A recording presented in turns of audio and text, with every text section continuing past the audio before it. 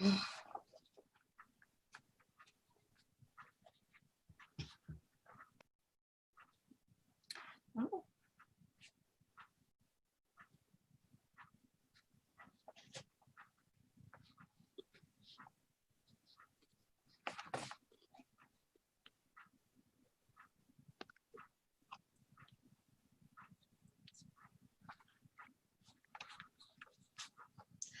morning and welcome to Rave Waves, a production of the Rave Reviews Book Club.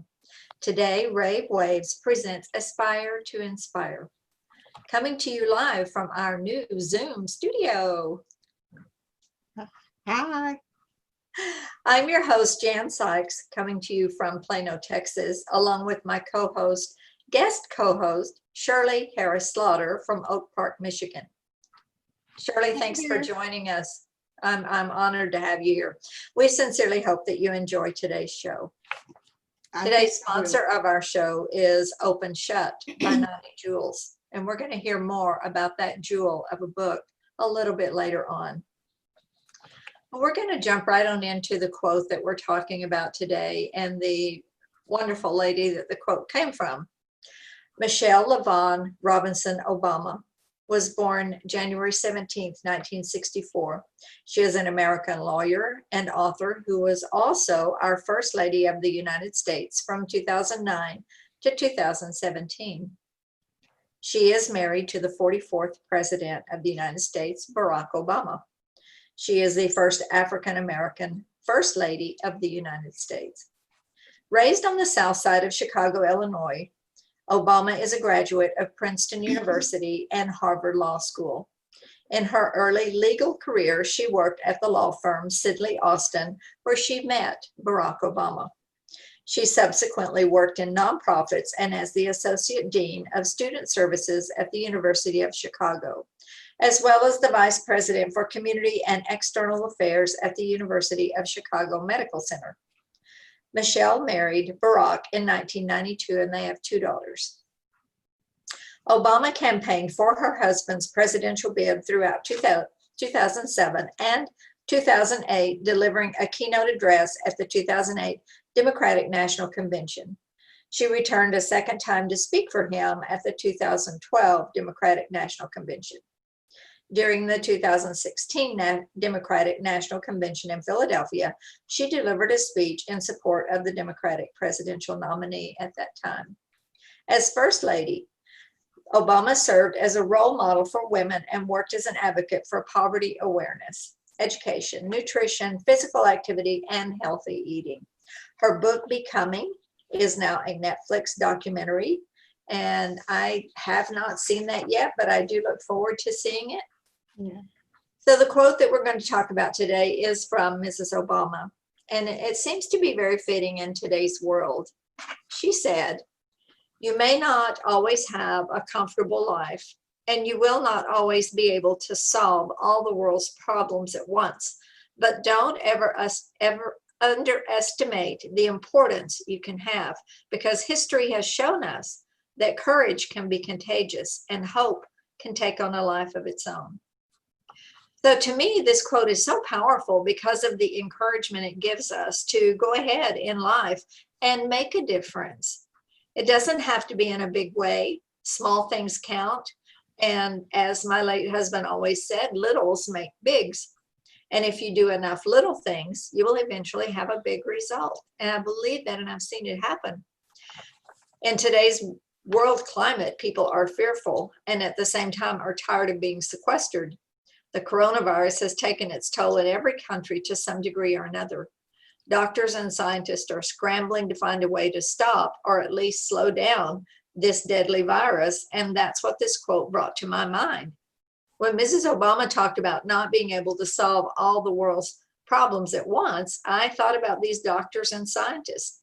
They are working around the clock, hidden away in laboratories, giving up time with their families and friends to save lives.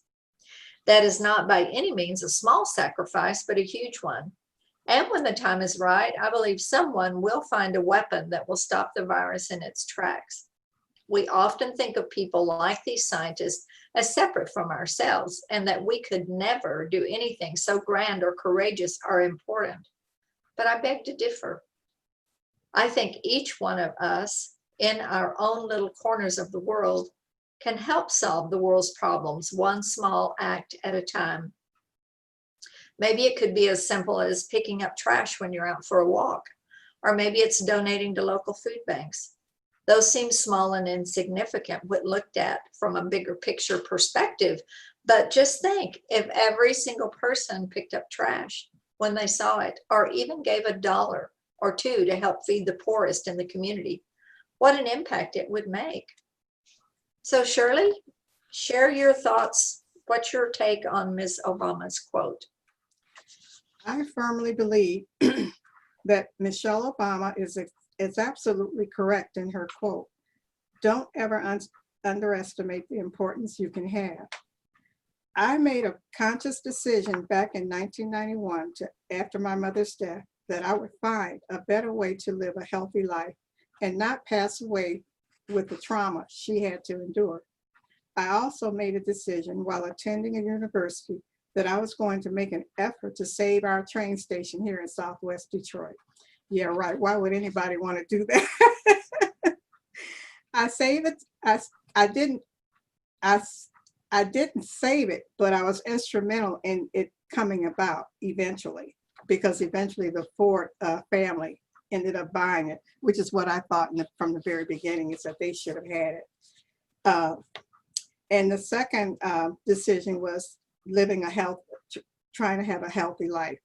I haven't gotten to the passing away part. Wait a minute. Thank goodness. I saved the train station and I'm still living a healthy life. I haven't gotten to the passing away part yet, as you're all listening to me on this show right now. I didn't really know how to phrase that. Gaining my health back after the stress of losing my mother and other life issues was priority number one. I had no help from the medical community, but I firmly believe that when you make a decision to do something, a way will open up. That's what happened to me. I was led to an alternative lifestyle of living through the power of wanting to improve my life. So people crossed my path and suggestions and recommendations were placed before me. Through trial and error, I found my health, and I am a stronger today than I ever have been. The second decision to save the train station required a plan. So I wrote down the steps I needed to take to make it happen. And mind you, you have to think it up, because if you don't have a plan there for anyone to show you what to do, you have to do it yourself. So that, to me, we're all special people. We all have the ability, only we don't realize it until we're put to the test. And so I put on a workshop with the assistance of Detroit City Council aides who provided the venue. We got a room that was in the replica of a train station, which I was just floored by. And we invited dignitaries and other guests who also had an interest in saving the train station. I knew I had to zero in on the people who were actually going to be interested. Otherwise, it just would have been a waste of time. So I had to do my homework to find these people. I worked along with Corktown Citizens District Council to operate under a 501c3 umbrella so we could qualify for grants. The media got wind of what we were doing and showed up at the workshop, to my surprise. And we went on the air to a statewide audience. Who knows, it could have possibly aired nationally, which I think it did air nationally, but you don't have a way of knowing that. So yes, I really believe that we should never underestimate our own importance. I am proof of that. Yes, you definitely are, Shirley. And those efforts, even though maybe at times you even questioned, why am I even doing all this? Exactly. Exactly. But there was something that was pushing you, and so thank goodness you followed it, because the result was what you envisioned. Yes. So yeah.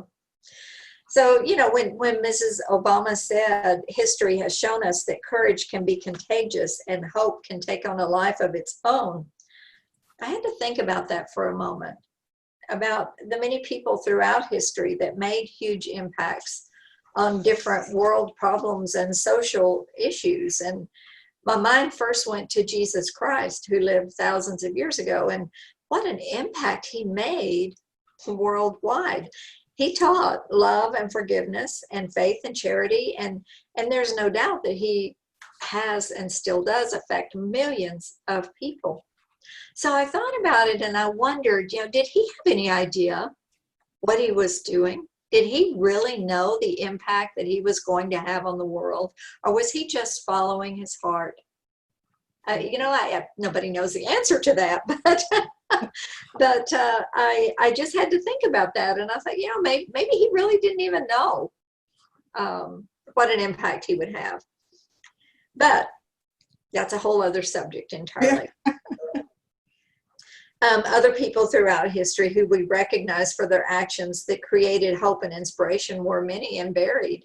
And, what about Socrates? We still look for him. We look to him today for wisdom and for sayings and philosophies. And, he lived in 399 BC.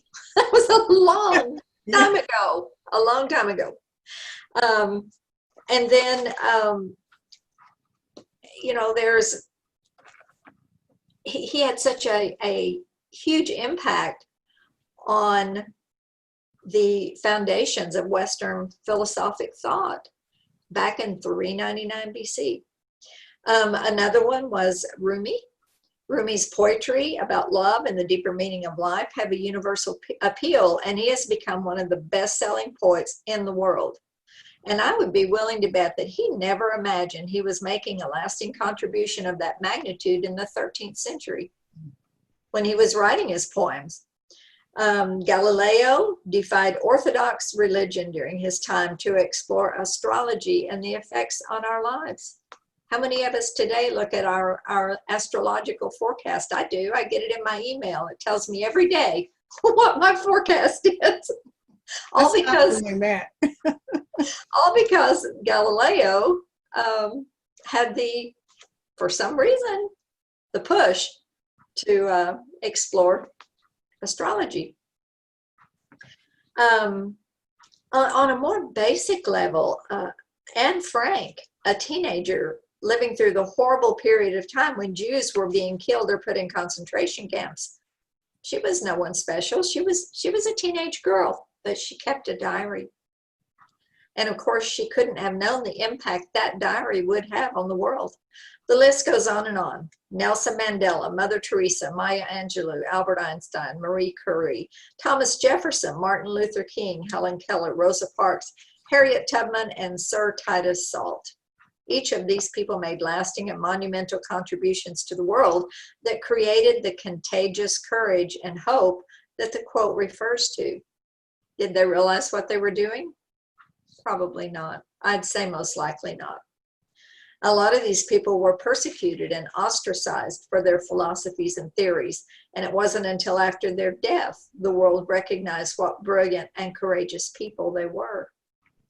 But we can draw on their courage. It is contagious, and we can catch it, and through that we can project hope. Emily Dickinson said, hope is the thing with feathers that perches in the soul and sings the tunes without the words and never stops at all. And I thought that was very powerful. I really did. I see that we do have one comment in the peanut gallery, and it says, we always think, what can little old me do by myself? That's just the devil trying to keep you from realizing the greatness that you were born with. One person can make great changes in the world. Never underestimate what little old you can do. I may have to write a song about that, Nani. I like that. So Shirley, what would you like to add? Yeah, I'm speaking of what you just said. I want to add Nani Jules to this. Look at her, the phenomenal way she has brought this club to where it is. It's just amazing. And Exactly. think about that. It's no way in hell I can do what this woman does. I just can't do it, and I admit it. It's a lot. It's just like stuff is coming out of her head and she can't get it out fast. She can't keep up with what she's putting out. It's amazing. And the other thing is, I agree with the examples you presented. I believe that we were created in God's image and that we are God-like. Man is capable of more than we can imagine. That is why we have the greats throughout our history that we learn from. We can learn how to tap into our own power. We can grow more confident in our ability to get things done that may be difficult. What is going on with the pandemic is inexcusable, but the inaction and missteps are happening because leaders have lost their confidence and have resorted to evil to skate by. They are not operating in a godlike manner. Just think what could happen if there were honesty and integrity and spirituality and morality guiding our leaders. That can only happen when you turn to God and submit yourself to Him.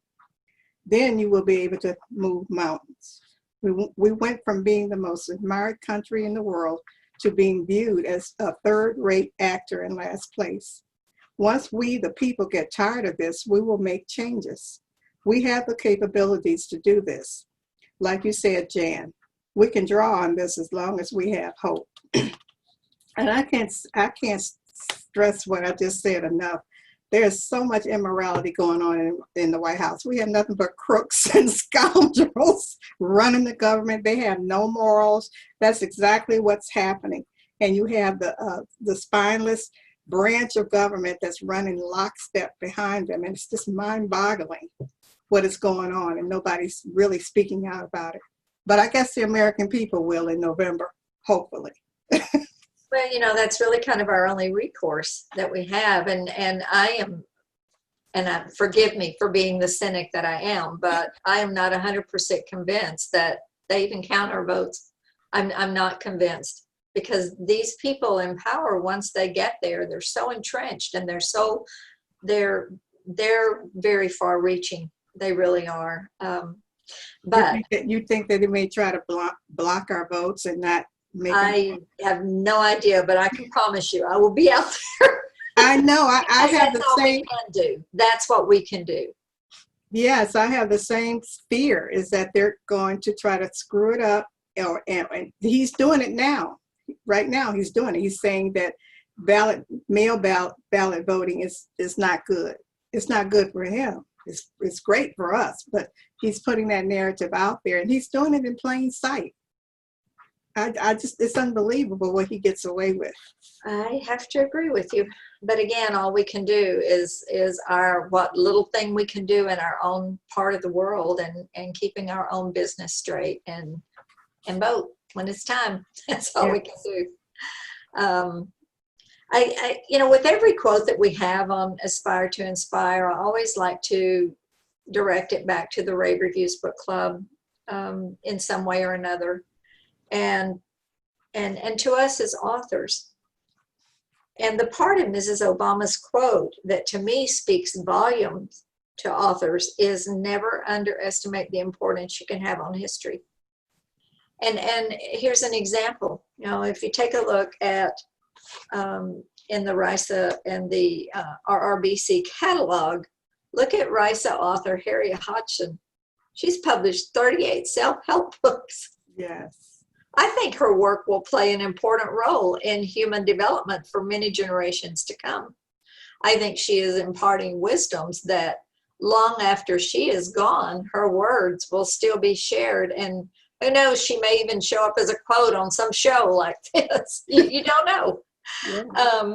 And that's just one example, but the number of grandparents raising grandkids is at an alarming rate right now. And a lot of that due to drugs. And of course, in her situation, it was a horrible accident that took away the parents. Yeah. But I just feel like that she's such an example of what we're talking about, that even though she probably doesn't even think about maybe the impact her words are having, she's putting out all these books. 38 self-help books. That's just one example. Another example is poetry. I don't think poetry will ever go out of style. I don't think it will ever be extinct. And poets like Nani Jules and D.L. Finn and Balroop Singh are making history by writing about current situations as they were happening. And a good example of that was during the Rise Up blog tour. The poems that D.L. Finn shared were really very, very relative and very significant to current times. But I also believe that writing fiction can impact history, and future generations will study us, this generation of writers. We talk about some of these writers from past generations, but we are living in this generation, and we are the generation that launched independent publishing. We did it. We are living history. We're going to be looked at down the line as, wow, there were some innovative people that jumped out there and decided to do self-publishing. Yeah. And so, from that standpoint, we're making history. And that to me is kind of an eye-opener. It doesn't matter whether we're writing fiction or whatever. And another thing that self-publishing brought about was the opportunity for so many people to tell a story if they had a story to tell. And have to go to a publishing house to get it done. Right. And in the world of traditional publishing, that became so hard because they only had just a handful of authors. Yeah. So, indie publishing has changed the face of the publishing world for sure. And created other industries along with it. Yes, absolutely. I totally agree. We do have a comment from Nani in the Peanut Gallery, and it's going to kind of go back a little bit, but she says, thank you, Shirley. You're correct, Shirley. I don't believe that we are taken seriously now as we were before under other presidents. The administration in power right now has proven that we are without leadership of any kind. I think we're viewed as a laughingstock. I totally agree with that, Nani. I was thinking about that this morning, about these people that get on social media and on both sides, I'm not picking a side, or say these horrible, ugly things about people on the other side. And I'm thinking, these guys up there, these women, these men up there in power, they're laughing at all of us and going, look at them, look at them. I really believe that. I think we are a laughingstock. It's embarrassing. and we're also viewed as a laughingstock worldwide among leaderships, not just the leaders looking at us, but other countries looking at our leadership. And so, yes, hopefully with the next president, the next real president, we will once again be the powerhouse country we've always been before the changing of the guards in 2017. We agree with you, Nani. We're there with you. Yeah. Ronnie says, indie changed the publishing world. Woohoo. It really did. It really did. It changed so much about the publishing world. But I want to talk a little bit just about the Rave Reviews Book Club. Shirley mentioned it earlier, and I want to talk a little more about it because I think in future generations that the Rave Reviews Book Club will be a model for community organizations for years to come. Yes. Anyone starting a club or a group will be searching for models that worked for someone else. Mm-hmm. And don't think for a minute they won't take a look at our RBC and RISA. It's exciting to think that we are making history with our words, with our awesome club and our awesome sense of community. Shirley, I'd like you to share a little more of your thoughts. Jan, I have always felt that our RBC was having a huge impact on the writing community. It has changed the game for independent authors. I bet Amazon has yet to figure out what has happened in this community. That is why they have reacted with knee-jerk actions with regards to book reviews. Yeah. They have never messed with my book reviews. I don't understand why they do what they do, and it's mind-boggling to me. But they are trying to control what they don't understand because they didn't have an input in it. I believe we have influenced the ebook rates down to the $2.99 and below averages you mostly see today. Anybody operating outside of our RBC are posting higher rates, but they see the light once they join the club. Only the famous can still ride on those higher rates, and that's true. Only the famous. So yes, I think we are making history with our words, with our awesome club, and our awesome sense of community. Yes, I think so too. Again, I think we'll be looked at in the future. I think that future generations will be looking for models, and Nani has put forth a model. And I don't know, Nani, if you even had any idea what you were doing when you did this, but I think you did. I think you kind of knew, and you followed your heart, and look where it's grown to. It's just amazing to me. But as always, yes. Let me just say one thing. When I think of Nani, I think of Michael Jackson, because he had all of this music in his head, and he was literally having headaches because he couldn't get it out. Now he's having all kinds of headaches, and she's getting it out. Very true. Well, as always, this show flies by, it goes by really fast, and now it's time to pay some bills. So we want to take a minute to support today's sponsor, Open Shut by Nani Jewels.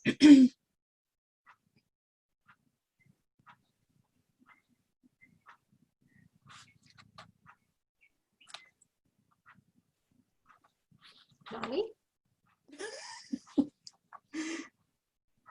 Do we have a little glitch? Open Shut by author Nani Jewels. Darcy Lynn has a few problems. Her sister Lola, killed by a drunk driver, leaves her an eerie message right before her death. Her parents are atheists. Her father drinks a little too much, and her brother Bud is just annoying. But her most pressing issue is that things are mysteriously opening and closing around her, and she hasn't a clue as to why or how. In this short, sad, but uplifting story with a wonderful message, as one reader tags it, you're introduced to a normal, everyday family whose lives are altered, not once, but twice by unexpected and unusual circumstances. If you came into this story only believing in things seen with your own eyes and things heard with your own two ears, you walk away with a new and refreshing added sense, the ability and the courage to change, based on where your heart leads you. Open Shut by author Nani Jewels. Pick up your copy today on Amazon or other online retailers where books are sold legally. I do want to remind you too that if you'd like to have a commercial made for your book to air on one of our Rave Waves shows, visit the RRBC site and click on the Rave Waves tab, then scroll down to commercial and order one. When you purchase commercials for your books, they help to support our Rave Waves programs. And remember, take the challenge to write your own commercial script and send it to us, because no one knows your book better than you do. Again, it is really time to be done. Shirley, thank you so much for joining me. I really appreciate your input. Thank you for having me. I hope you had fun. I did. You really helped to make this show special today. And Ronnie and Nani. Oh, it rhymes. I made a rhyme. Ronnie and Nani. Thank you for joining us. And we'd appreciate your comments. So please join us next time for another episode of Rave Waves, where all things literary are our passion. Once again, I'm your host, Jan Sykes, wishing you a wonderful and safely distanced Memorial Day. Shirley, would you have a final farewell? Just to say happy Memorial Day to everyone, and I enjoyed this show very much with you, Jan, and I hope you have a very happy Memorial Day. Thank you. Thank you. Bye for now, everyone. Bye.